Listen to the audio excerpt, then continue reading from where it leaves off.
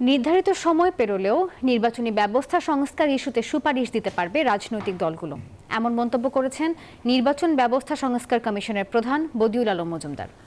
সংস্কার কমিশনের আরেক সদস্য তুফাইল আহমেদ বলেন, প্রতিবন্ধী, বয়স্ক ও দূরের ভোটারদের জন্য পোস্টাল ভোটের সুপারিশ করা হবে।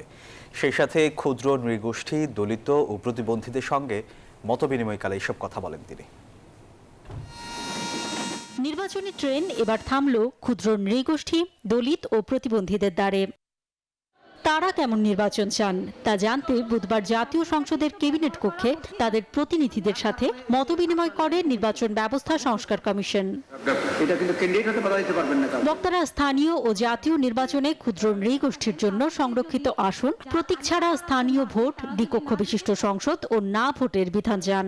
এছাড়াও এক ব্যক্তির দুইবারের বেশি প্রধানমন্ত্রী না হওয়ার দাবি তুলে ধরেন বক্তারা। বলেন, জাল ভোট নিয়ন্ত্রণে চূড়ান্ত ভোটার তালিকা এলাকায় প্রকাশ করতে হবে।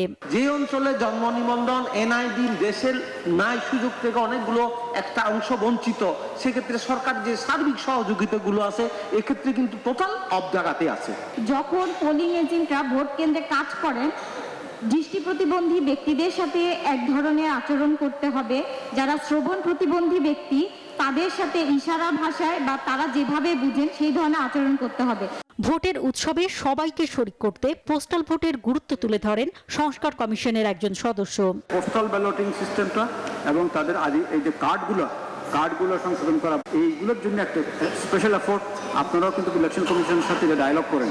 বিগত 3 নির্বাচনের অনিয়ম তুলে ধরে সংস্কার কমিশনের প্রধান বলেন, যৌক্তিক সংস্কার ছাড়া হবে না সুষ্ঠু ভোট। অতীতের যে সকল অসঙ্গতি, অতীতের যে সকল অন্যায়, অতীতের যে সকল অবিচার করা হয়েছে, বৈষম্য করা হয়েছে, তার অবসান ঘটিয়ে আমরা একটা বৈষম্যহীন বাংলাদেশ, সবার জন্য সমান সুযোগ থাকবে। তিনি আরও বলেন, নির্ধারিত সময় পেরোলেও সংস্কার ইস্যুতে সুপারিশ দিতে পারবে রাজনৈতিক দলগুলো। সংস্কার কমিশনের মতে নির্বাচনী ট্রেন এখন চলতেই থাকবে। অন্তরা বিশ্বাস, নিউজ 24, ঢাকা।